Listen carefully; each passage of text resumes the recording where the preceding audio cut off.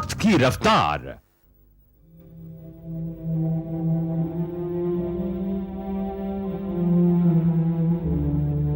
मिर्जा साहब, मैं बहुत शर्मिंदा हूं। मैं आपसे माफी मांगता हूं। अरे, तुम क्यों माफी मांग रहे हो? तुमने क्या किया है?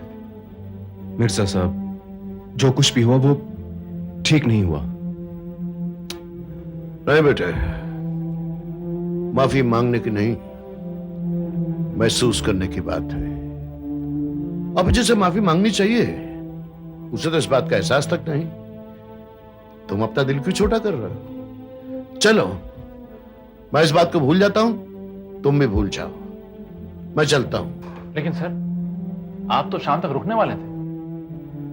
हाँ बेटे, रुकने वाला था, लेकिन लगता है मेरे निकलने का वक्त जल्दी आ गया है। आई एम सॉरी मिर्जा साहब। विलास भैया ने आपसे जो कुछ भी कहा वो मैं तो आपसे पहले ही कह रहा था, आप वहां मत अरे जाइए। तू बार बार क्यों मुझसे माफी मांग रहा है? मैंने कहा ना मैं इस बात को भूल चुका हूं, तू भी भूल जा। अच्छा मैं चलता हूं। हाँ, आते रहिएगा मिर्जा साहब। हाँ बच्चों, मैं जरूर आऊंगा। तुम लोग अपना ख्याल रखना। ये बहुत गलत हुआ। मिर्जा साहब को कितना बुरा लगा होगा, कितना दुख हुआ होगा उन्हें। विलास भैया को इन सब बातों की फिक्र कहां है? बड़ों का लिहाज करना थोड़ी जानते हैं वो। उन्हें ऐसा नहीं करना चाहिए था। मिर्जा साहब ने हमारी स्ट्राइक के वक्त कितनी मदद की थी। उन्होंने अपना पूरा प्रेस हमारे हवाले कर दिया था, और आज हमारे ऑफिस से उन्हें बेइज्जत करके निकाल दिया गया। सर को ये बात पता चलेगी तो उन्हें कितना दुख होगा। सर तक ये बात ना ही पहुंचे तो बेहतर होगा। तुम ठीक कह रहे हो मंथन, लेकिन इतनी बड़ी बात मैं उनसे नहीं छुपा सकता। ये मामूली बात नहीं है मंथन। हमारे ऑफिस में एक छोटे से छोटे प्यून की भी इज्जत की जाती है, और वहां से मिर्जा साहब को बेइज्जत करके निकाल दिया गया। विलास जी को इस बात का जवाब तो जरूर देना होगा। तुम लोग ये क्यों नहीं समझते? सर ने क्या कहा था कि हम लोगों को ये मामला ज्यादा खींचना नहीं चाहिए। मेरे ख्याल से इस बार हम लोगों को पीछे हट जाना चाहिए। नहीं मंथन, पीछे हटने का तो सवाल ही पैदा नहीं होता। अगर ये बात हमारे साथ हुई होती तो और बात थी, लेकिन ये मिर्जा साहब के साथ हुआ है। योगेश ठीक कह रहा है। उस बिहारी को तो मजा चखाना ही पड़ेगा। वैसे ये बिहारी अपने आप को समझता क्या है? बिहारी को तो मैं ऐसा सबक सिखाऊंगा कि वो जिंदगी भर याद रखेगा।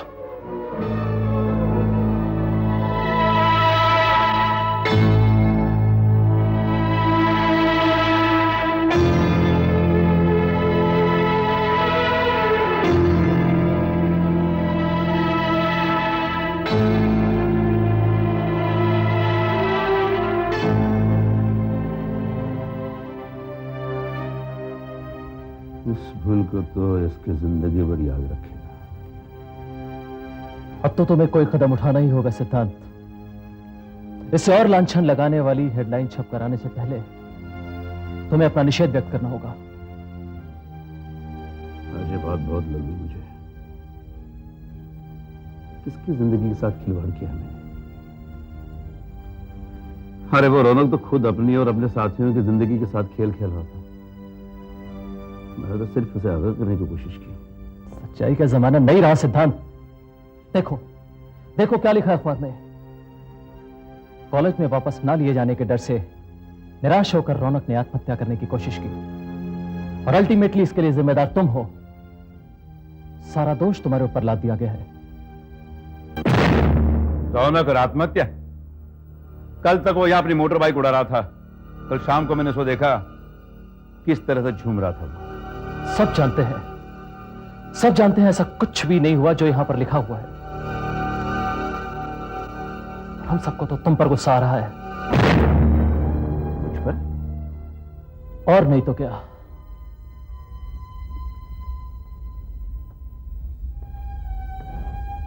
सिद्धांत, तुम अपनी प्रतिक्रिया ही नहीं दे रहे हो। तुम्हारे इस तरह से चुप रहने से इनके हौसले बुलंद होते हैं। ये लोग अपने आप को कामयाब समझने लगते हैं, उम्मीदें बढ़ती हैं इनकी। नहीं सिद्धांत, तुम चुप रहकर इनकी मदद कर रहे हो। सारंग, मैं इसलिए चुप नहीं हूं कि मैं इनके खिलाफ लड़ नहीं सकता, लेकिन मैं अपना वक्त बर्बाद भी नहीं करना चाहता। और इनके मुंह क्यों लगूं मैं इन्हें अपनी बराबरी का नहीं समझता। गलत बात कह रहे हो।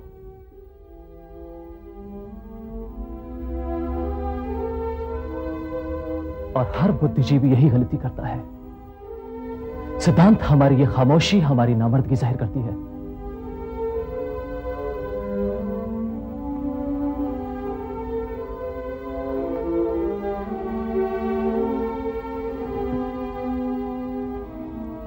शायद तुम ठीक कह रहे हो।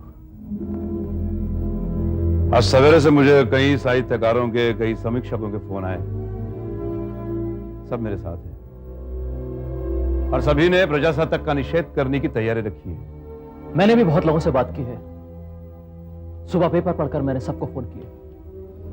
हमने यह तय किया कि सत्ता का गलत इस्तेमाल करने वालों का हम निषेध करेंगे। कल से हर शिक्षक, हर साहित्यकार और हर वो आदमी जो हमारी संस्कृति का रक्षक समझता है अपने आप को, अपने हाथ पर काली पट्टी बांधकर काम करेगा। तब तक, जब तक तुम्हारे बारे में कोई क्लैरिफिकेशन छपकर नहीं आ जाता। और इसके लिए तुम्हें कोशिश करनी होगी सिद्धांत। सारंग, तुम तो चिढ़ गए हो। चिढ़ने वाली तो बात ही कर रहे हो सिद्धांत। तुम्हारे जैसा आदमी खामोश है। मैंने कहा ना, मैं कहा खामोश हूं। मैंने तो इस पेपर को देखकर ही ठान लिया था कि एसके को ये भूल बहुत महंगी पड़ेगी, उसकी कीमत उसे चुकानी पड़ेगी। सिद्धांत, हम अभी प्रजासत्ताक के ऑफिस चलते हैं। हम वहां मोर्चा लेकर जाएंगे। नहीं, इसकी कोई जरूरत नहीं है। पहले मैं विलास राज से मिल तो लूं। और अगर विलास राज ने मिलने से इनकार कर दिया तो? नहीं, ऐसा नहीं करेंगे वो। अगर ऐसा कर भी लिया तो उनके सामने प्रोफेसर सिद्धांत आचार्य होगा, कोई ऐरागर आदमी नहीं।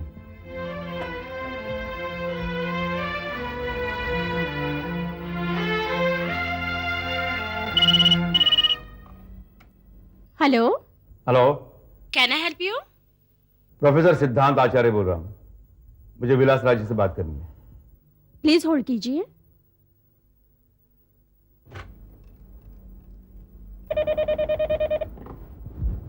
यस।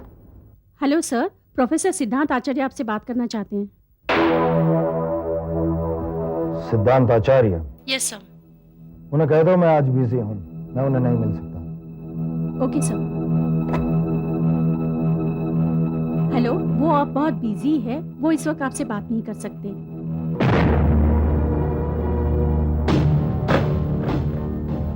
क्या हुआ? अभी वो बिजी है, बात नहीं कर सकते।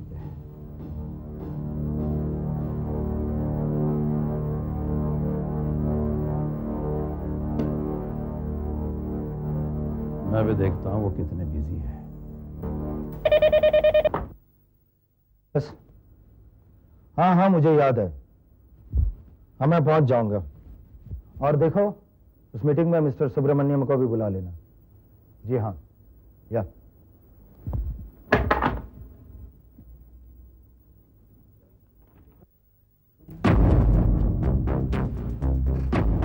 एक्सक्यूज मी सर, आपको किससे मिलना है? विलास राज से। आपके पास अपॉइंटमेंट है? मैं जरूरी नहीं समझता। सुनिए सर।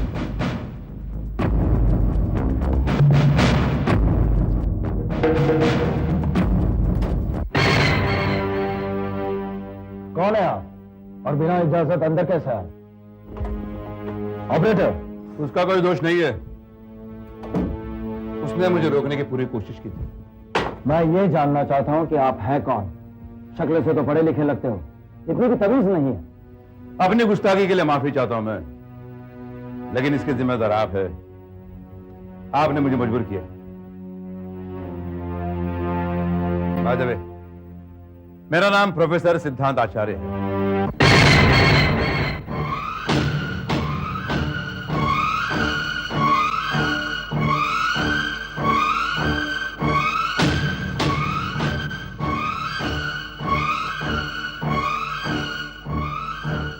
आई सी। तो आप हैं प्रोफेसर सिद्धांत आचार्य? जी हाँ, और मुझे अलग से पहचान देने की कोई जरूरत नहीं है, क्योंकि आप मुझे अच्छी तरह से जानते हैं। जी नहीं, मैं आपको नहीं जानता और जानना भी नहीं चाहता। देखिए, मेरा वक्त बहुत कीमती है, आप जा सकते हैं। जाऊंगा तो मैं, और जाना भी तो है मुझे, और वक्त की कीमत मैं अच्छी तरह से जानता हूं।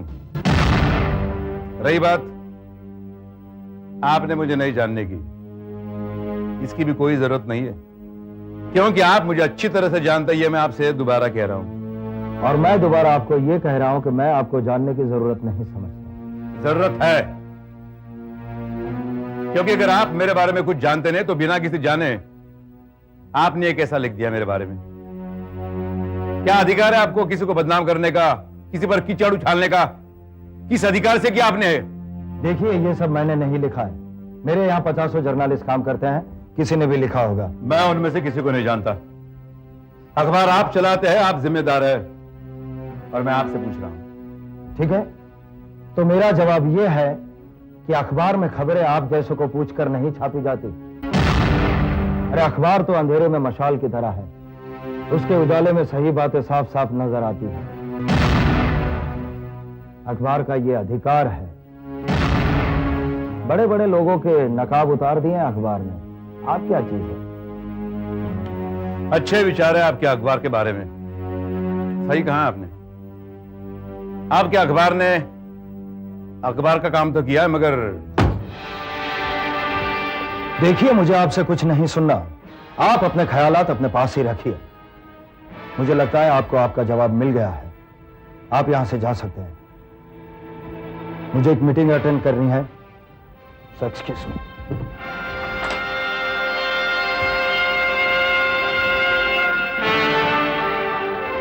एक मिनट मिस्टर विलासराज, अभी तक मुझे अपनी बात का जवाब नहीं मिला है। आपके अखबार ने अपना काम तो किया है, मगर आंखें होते हुए अंधा बनकर किया है। क्या मतलब है आपका? मतलब आप साफ समझ रहे हैं। आपने मुझ पर इल्जाम लगाया है, मैं मानता हूं आपने अपनी जिम्मेदारी निभाई है। अब उसी जिम्मेदारी को निभाते हुए इन आरोपों को साबित करके दिखाइए। अगर ऐसा नहीं कर सकते तो क्लैरिफिकेशन चाहिए। मुझे आपकी सलाह नहीं चाहिए, मैं अपना काम अच्छी तरह से जानता हूं। मैं सलाह नहीं दे रहा हूं, मैं अपना हक मांग रहा हूं। आपकी वजह से मुझे मानहानि उठानी पड़ी है। मेरे व्यक्तिगत और सामाजिक जीवन में मुझे नुकसान पहुंचा है, और इससे मैं अत्याचार समझता हूं। और अब ये सब कुछ मैं नहीं सहूंगा। ठीक है, आपके लिए रास्ते खुले हैं, जो करना है आप कर सकते हैं। वो तो मैं करूंगा ही। तो कर लीजिए, बेकार में मेरा वक्त मत गवाइए। मेरे पास सारे सबूत है आपके खिलाफ। जिस लड़के से आपने पैसों की मांग की, उसका बयान, उसे आप कॉलेज से निकालना चाहते थे, उसके सबूत, प्रिंसिपल का बयान, प्रिंसिपल उसे वापस रखना चाहते थे और आपने उसके रास्ते में रुकावट पैदा की, ये सारे सबूत मेरे पास हैं। हम अखबार चलाते हैं, कोई खेल नहीं खेलते हैं। आपके जैसा कोई भी ऐरा गैरा आकर हमें धमकी नहीं दे सकता। इसी बात पर तसल्ली मान लो प्रोफेसर कि मैंने आपसे अच्छी तरह से बात की है। आप अपनी इज्जत को बरकरार रखते हुए यहां से अपना रास्ता नाप लो। आपके पास मेरे खिलाफ सबूत है? हाँ, मेरे पास सारे सबूत हैं। इतने सारे सबूत आपने मेरे खिलाफ इकट्ठे किए हैं, इसका मतलब आप मुझे अच्छी तरह से जानते हैं। और अभी अभी आपने स्टेटमेंट किया था कि आप मुझे नहीं जानते। अब कहना क्या चाहते हैं? यही कि आप अपनी जगह छोड़ दीजिए। जो आदमी अपना स्टेटमेंट कुछ पल तक भी कायम नहीं रख सकता, बार बार बदल देता है, उसे अखबार चलाने का कोई अधिकार नहीं है, कोई स्टैंडिंग नहीं है आपकी, कोई बुनियाद नहीं है। आपको पेपर चलाने का कोई हक नहीं है। और रही बात आपके गुरूर की, उसे तो मैं तोड़कर ही रहूंगा। और इज्जत क्या होती है यह मैं आपको समझाऊंगा, और इसे कैसे संभाला जाता है यह भी आपको मैं याद दिलाऊंगा। मैं याद दिलाऊंगा। प्रोफेसर, कौन किसे क्या याद दिलाता है वो तो वक्त आने पर ही पता चलेगा।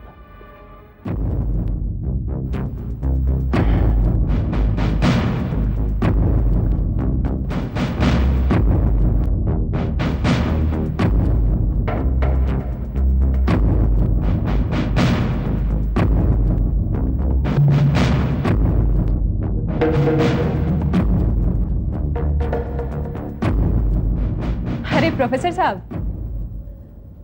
अरे आभा, आप आप ऑफिस में? क्यों? अचरज हुआ ना? जी नहीं, अशरफ तो नहीं हुआ। दरअसल मैं और मंथन आज आप ही के बारे में बात कर रहे थे। आपके बारे में ये जो दोबारा छपा है, विलास जी से बात हुई आपकी? जी हाँ, वो तो नहीं चाहते थे मगर मैं उनसे मिला। सर, हम असल में आपसे बात करना चाहते थे। अगर आप आज ऑफिस नहीं आते तो मैं और मंथन आपके घर आने वाले थे। मेरे घर? आपके बारे में इतना लिखा जा रहा है और आप कुछ रिएक्ट ही नहीं कर रहे।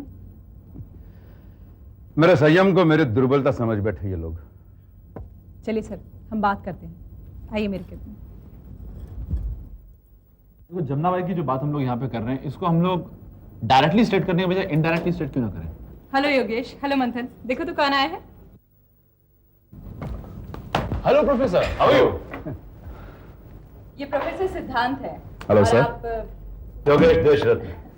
आपने कैसे पहचाना? आपके पिताजी का नाम बहुत बड़ा है मगर आपका भी कुछ कम नहीं। और वैसे भी मैं सहकार का रेगुलर रीडर हूं। बैठिए प्लीज। Thank you. कहिए क्या लेंगे आप? जी कुछ नहीं। नहीं, ऐसा कैसे हो सकता है? Send me 4 coffee please. कहिए हम आपकी क्या सेवा कर सकते हैं? नहीं ऐसी कोई बात नहीं। मैं यहां विलास जी से मिलने आया था, मुलाकात हो गई। जा रहा था कि आबा जी से मुलाकात हो गई। सर, आज सुबह दोबारा आपके बारे में पढ़कर बहुत बुरा लगा। मैं तो सोच में पड़ गया कि आज तक आपने कोई कदम क्यों नहीं उठाया। मंत्र, मैं तो यही सोच रहा था कि जो काम मैं कर रहा हूं उस राह में ऐसे मकाम तो बहुत बार आएंगे। सच्चाई का साथ देने वाले मैंने बहुत कम देखे हैं।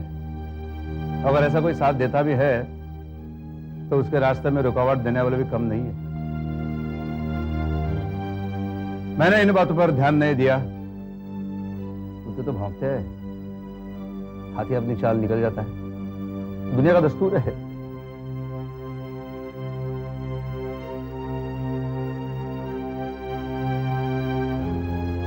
लेकिन प्रोफेसर, आपकी खामोशी का दूसरा मतलब भी तो निकाला जा सकता है। देखिए, आप पर इतने सारे आरोप लगे और आप फिर भी खामोश रहें तो लोगों को आप पर शक होने लगेगा। आप कुछ तो कहना ही पड़ेगा। बिल्कुल, हम तो पहले भी आपकी सफाई में एक आर्टिकल छापने वाले थे, लेकिन फिर हम रुक गए। हमने सोचा कि आप खुद आगे नहीं बढ़ रहे हैं तो उसकी कोई वजह होगी, कोई खास मकसद होगा, इसीलिए हमने आपको डिस्टर्ब नहीं किया। लेकिन क्या आप अब भी खामोश रहेंगे? नहीं, अब मैं खामोश नहीं रहूंगा।